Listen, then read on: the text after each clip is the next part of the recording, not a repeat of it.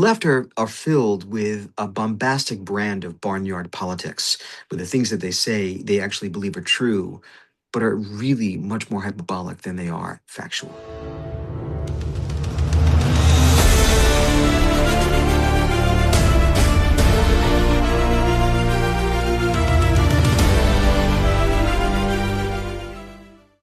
Welcome to the Patriot Perspective. Today is a very special day because we have a special guest, Dr. Norman Fried. Now, Dr. Norman Fried has a PhD in clinical psychology. He specializes in trauma. He's the author of 6 books of trauma and surviving tragedy, and he speaks internationally about trauma, stress, and recovery. So definitely one of the more educated and smarter guests we had on the show. I mean, we have a lot of interesting topics to get into today, but Dr. Fried, just tell me a little bit more about yourself. What got you into this field of psychology? Because there's definitely more patients now than there probably ever was in the history of the United States. So why don't you tell me a little bit more of why you got into this field? Thank you, Gregory. It's great to be here. Thanks for having me. I don't know if there were more people than ever before. I don't know the statistics on that, but we are definitely a society that's in psychic and emotional turmoil. And it's an honor to do this kind of work. But what got me involved was probably because growing up myself, I was at times confused about the way people would react to one another and the anger that was out there. And I wanted to figure it out. I found myself studying in college human behavior and little bit of the human behaviors that happen when we go through hardships.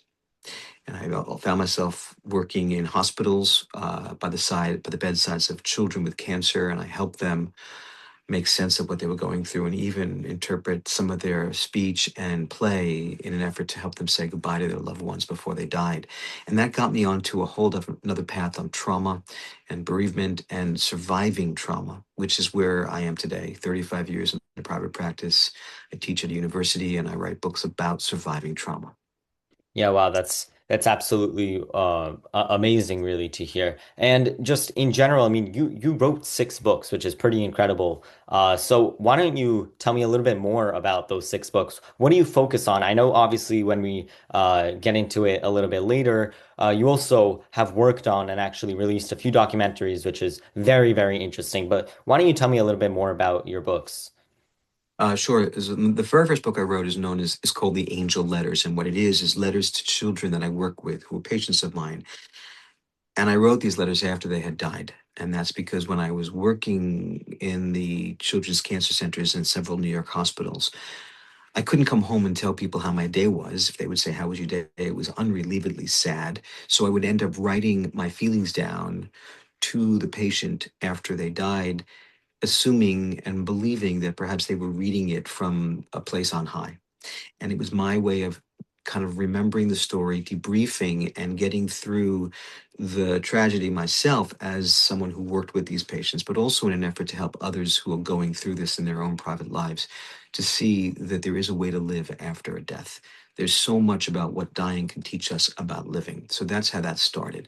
And since then, I've been writing books about the different types of tragedies that are in the world, how to survive the loss of a parent, how to get through the difficulties that are happening right now in certain parts of the world, like Israel. I've published several books in Jerusalem on how we can help people with post traumatic stress disorder because of the experiences post October 7th, whether it's a soldier who's lost a leg in Gaza, or a Nova survivor who lost a loved one while she was running for her own life, or just the parents of people who are fighting right now to keep.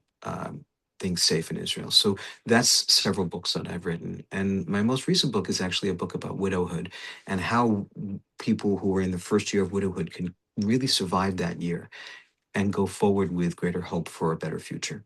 Yeah, definitely. Well, that's again amazing from all Thank you. different sides of trauma, really. It's wonderful to see. And now to, get into what we're gonna discuss today. The reason I was so interested in you is because you actually released a documentary with a few others called If You Tell Anyone, and it's wonderful. I mean, it's a documentary about child sex trafficking, and it truly is exposing something that we don't discuss at all. We don't discuss in the United States, and we don't consider one of those bigger mainstream issues because human trafficking in general has been increasing in its capacity for decades now, and especially now with the southern border that's finally closed under Trump, it has slowed down. But under Biden, where the southern border was, wide open, we saw child sex trafficking, human trafficking go through the roof there. And we actually know that the DHS, the Department of Homeland Security, lost over 300,000 kids in their reporting just because of the inconsistencies and the failures of the Biden administration to actually register kids with the government. So I want to just ask you about that documentary. What inspired you to create If You Tell Anyone, and why is it just such a crucial issue today? Well, thank you. First, I want to say to you that we don't know how many of those children that got lost from the census here in the States are actually involved in sex trafficking. But I do want to say that children are vulnerable almost always, especially if they're new to this country. But children, like flowers, will grow towards the sunlight. They will go wherever the sun shines. And if the sun shines from a predator, they'll go in that direction because they don't know that this person is really trying to hurt them in the end. And so I got involved in this because I have been working with several children who've been sexually abused, and in helping them find hope and faith in the safety that can exist in healthy relationships with others, particularly healthy adults. I found myself working closely with a few that wanted to tell their story so others would understand and learn from it. So, If You Tell Anyone is a documentary that is made about the story of one particular man who, at the age of 8, was um, raped in a public locker room and by a stranger, and then abducted and kind of made into a sex slave for several years. And when he finally got free, developed greater tragedies, fell into darkness, drug and alcohol abuse, sex abuse, a lot of reckless behavior, and ultimately found his way through therapy and Narcotics Anonymous and Alcoholics Anonymous to really turn his life around and become a healthy version of himself. And he wants to tell his story, as so many other survivors do, so that it won't happen to other innocent people. So the story, the movie that we made, If You Tell Anyone, follows the storyline. It's an arc of trajectory of one man's journey from darkness into light, from tragedy through to triumph. But we interview many experts in the field of child trafficking, sex trafficking, trauma, and abuse. And we learn about the statistics. We know that 1 in 5 girls and 1 in 6 boys will be sexually abused before the age of 18. And that's only the number that we know is documented. And that means that those that don't speak about it, but experience that and carry an inner shame, make the statistics much, much higher than that. So my goal was to expose this story to help others who could finally say, I'm not alone. If I tell someone, I could get better. Yeah. Wow, And that by the way, we're presently in the running for Best Documentary Featured Film at the Academy for 2026. So hopefully we'll see something about that soon. Yeah, hopefully. And look, that's amazing. I mean, again, it's just a story that is not being told anywhere. We are not focusing on it. And the issue with that is that, we are considering all of the bigger issues with the southern border. For example, just illegal immigrants coming into the United States, crime from illegal immigrants. But by far the biggest issue is the victims that are crossing over the southern border that are kids. Right. The victims that are crossing over are the kids, and the predators that are crossing over that are the adults that should not be here. Yeah, definitely. And this is again a worldwide issue. It's not only in the United States where we see this happen. As you mentioned, your documentary is about someone who was raised in Australia and from Australia originally. So That's right. I had it's told you really that. something that is Well, worldwide. It's not a issue that is, just in the United States. So definitely something that we should focus on. But from a policy standpoint, if you can answer this, I mean, what are some steps we could take as a society in the right direction to either talk about this more or just expose this more so less of this happens again? Because these statistics are shocking. I mean, 1 in 5 girls and 1 in 6 boys is a crazy statistic to have in such a untalked about field. It's true. And by the way, as I said before, that's only the statistical number that has been from reported cases. And the numbers are much higher because many people do not talk. And the reason why is because the predator always, or if not always, says, if you tell anyone what is happening here, I will kill you and I will kill your family. And in an effort to stay safe, they become allied with the predator, with the aggressor, and they identify with the aggressor in such a way that they actually begin to protect him and his safety. And so when a police or an adult gets involved, they will either recant the story of abuse that they might have initially said, or they will lie completely and say nothing like this is really happening. And that's something that unfortunately makes this a much more difficult situation for us to help. Those that are being trafficked, those that are being hurt and touched and inappropriately treated by adults, by predatory adults, actually do not, they become anesthetized from their pain, Gregory, and they learn to kind of bury it and not talk about it. And they develop a sense of imposter syndrome where this is really not happening to me. And the inner shame makes them feel like the only person they can trust is the one who's hurting them, and they go back for more, even though in the end, it's not good for them. From a policy perspective, we have to keep talking about it. We have to keep the story, the narrative open. It is clearly something that many people are ashamed to talk about. It is something that, in terms of the film that we made, was rejected by many film festivals because the topic is so taboo.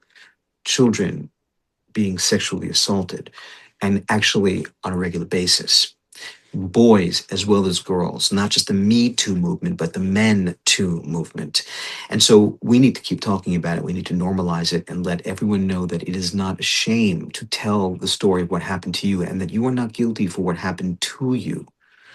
What was done to you was not done by you. And the more we free people from that sense of inner shame, the more they can actually begin the process of healing. Remember, Gregory, telling the story of your trauma is how we get better. The healing comes in the telling. We need to create policies that allow children to feel safe in psychotherapeutic environments where they can actually say what they have to say without being in any way sanctioned or censored. And we have to allow the adults in their lives to teach them that I will listen to what you have to say even if it's something that makes me uncomfortable. I can take it. Tell me, we're going to keep you safe. And unfortunately, it's a topic that is not talked about. Policies need to be created so that we can make these discussions more open in schools, in synagogues and churches and youth groups, as well as in family.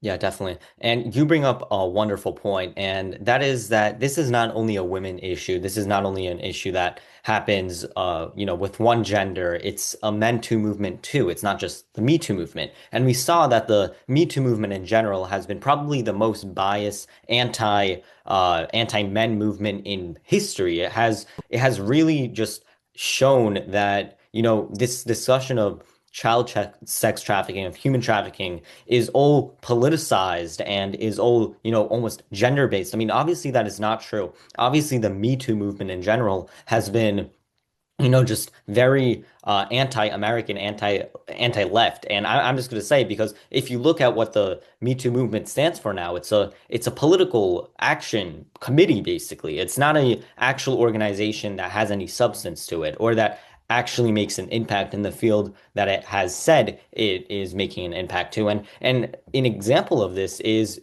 on October 7th, when, thousands of people died in Israel and hundreds of women have been raped and documented cases raped by Hamas, a terrorist organization. And the Me Too movement decided to ignore it. They decided to ignore the rape of October 7th.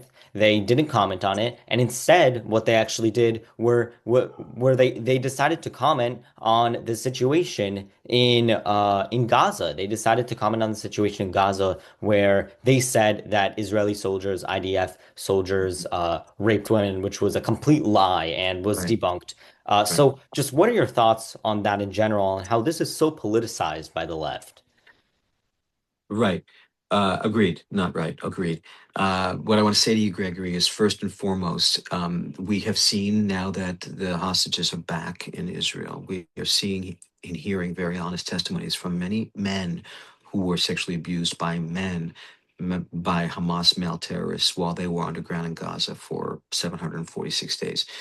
and we're hearing about some very awful things that were happening to them. And it's important that Me Too recognizes the Me Too movement recognizes that it's women, it's men, and it needs to be discussed.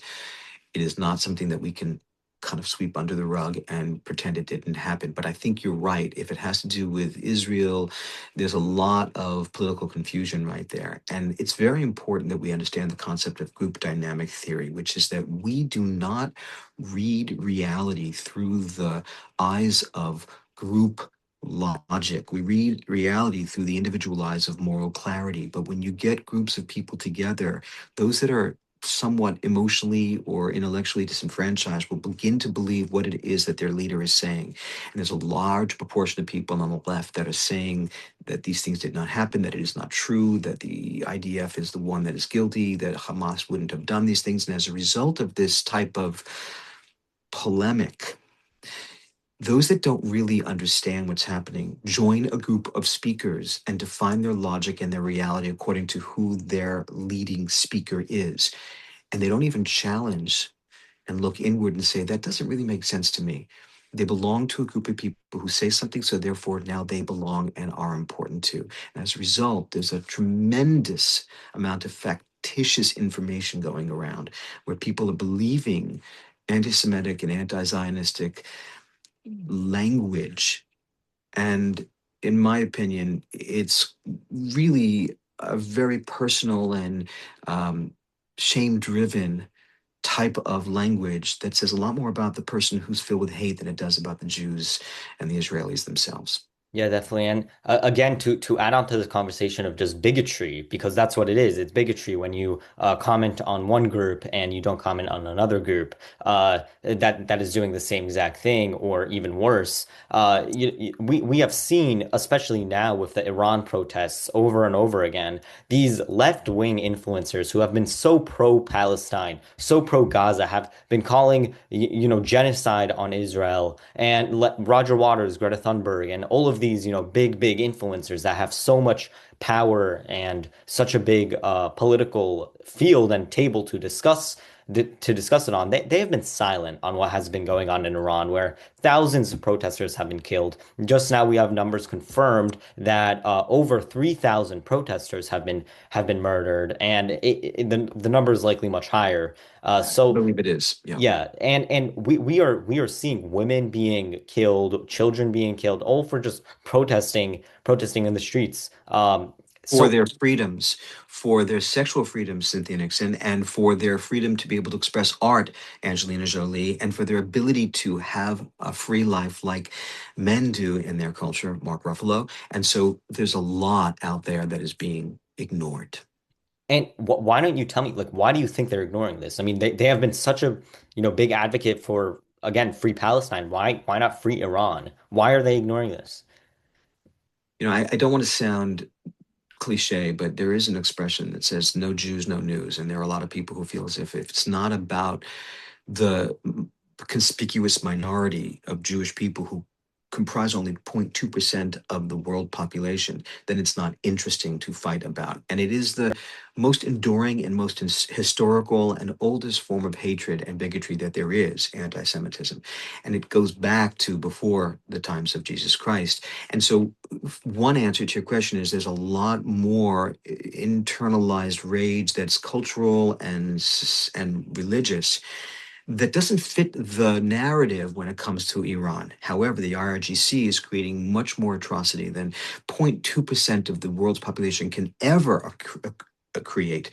And it's just statistically speaking impossible to blame it all on Israel and the Jews. It's a psychotic type of thinking.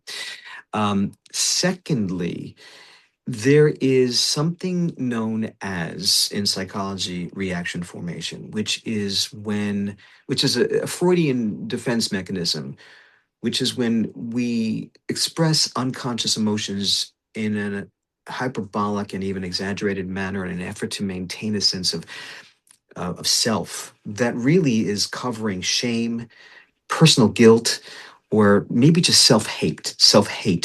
And so people who really don't like themselves or don't know themselves will end up speaking out against the very thing that they don't like about themselves. I often say, turn inward and destroy that which you hate in others. And that's where the focus of anti Semitism comes from.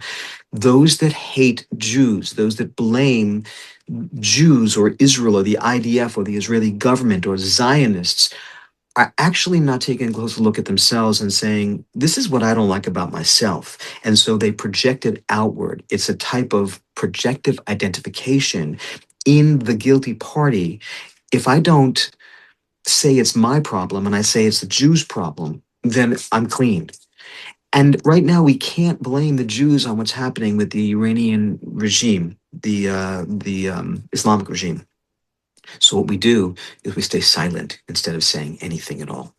Yeah, well, they're trying to blame the Jews. They're trying to say Mossad are killing the protesters. Mossad is why, the protesters are dying. So they're definitely trying to blame the Jews right now. But th yeah, I mean, there's no Jews really to blame here. It's not Israel. So why get involved? Israel was actually the one who told Donald Trump to carry off the strikes and to not carry them out last week, but to carry them out in a later date or to lay off on the actual date that they're being planned on. So definitely Israel is not to blame.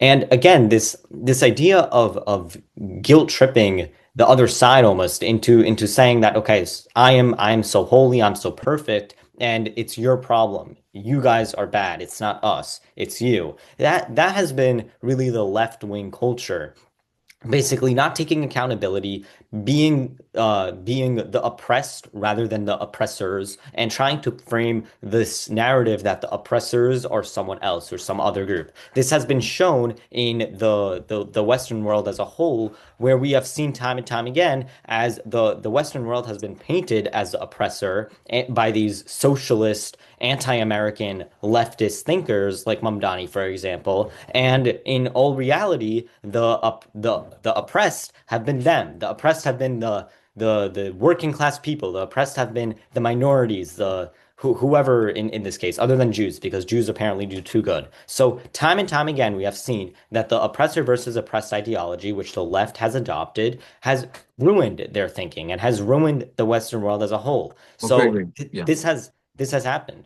So I what are your thoughts on that? well, first of all, I don't know if it's ruined the world as a whole, but it's certainly on the trend in a very bad direction. But I want to say to you about the oppressor and the oppressed. Pain itself is like a gas, right, Gregory? It fills a void.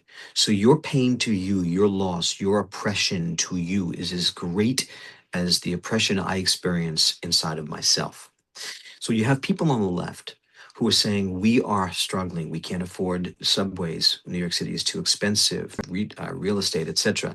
And so we have a man like Mamdani who says, well, we're going to make it better for you because you are oppressed. Meanwhile, you're middle class and living quite comfortably because your level of oppression is as great to you as somebody who is living in Iran who doesn't know any other freedoms.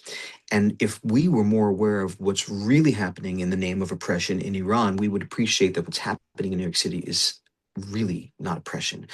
But when you have members of people on the left who feel as if their sense of oppression is as great as anybody else's, they then feel the right to speak up vociferously and quite loudly, hyperbolically even, about how they want to change it. So the real answer here, Gregory, is how do we define oppression?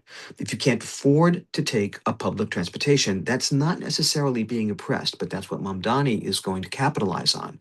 If you feel that you can speak out in front of a religious community about how you don't like that religion, you feel oppressed, well, Mamdani will capitalize on that.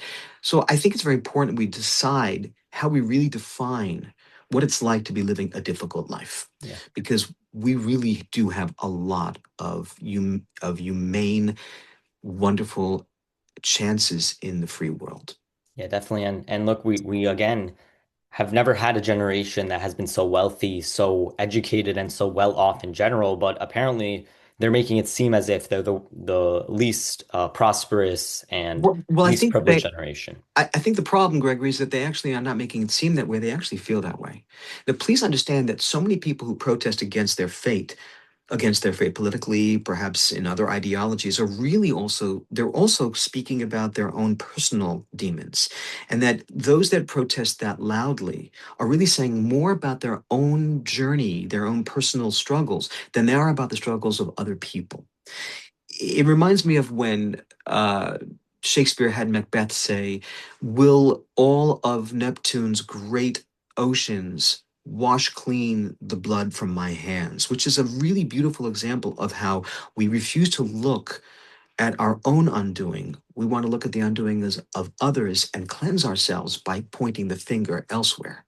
Yeah, definitely. I 100% agree with you. And, just to finish this conversation off, because I know we already had a very long episode, but I just want to ask you basically one more question. And this is what is going on with ICE right now. I mean, ICE has been demonized by the left. ICE has been called the worst names, terrorists, the worst names you can imagine, murderers. And this obviously comes after the killing of Renee Good, which was a tragedy in itself when a Yeah. woman effectively rammed a vehicle into an ICE agent. I don't believe it was purposeful, but that is what happened. So, I mean, the left is trying to demonize ICE, and ICE is obviously law enforcement. ICE is just carrying out the task that the American people voted for and that Donald Trump has decided to enforce as the executive branch. So, I mean, why are we demonizing ICE as a country? Why is ICE being demonized? What I'm going is to the remind impact behind this? I want to remind you that there's what I've said throughout our interview this morning, that a lot of what we do as individual human beings in a collective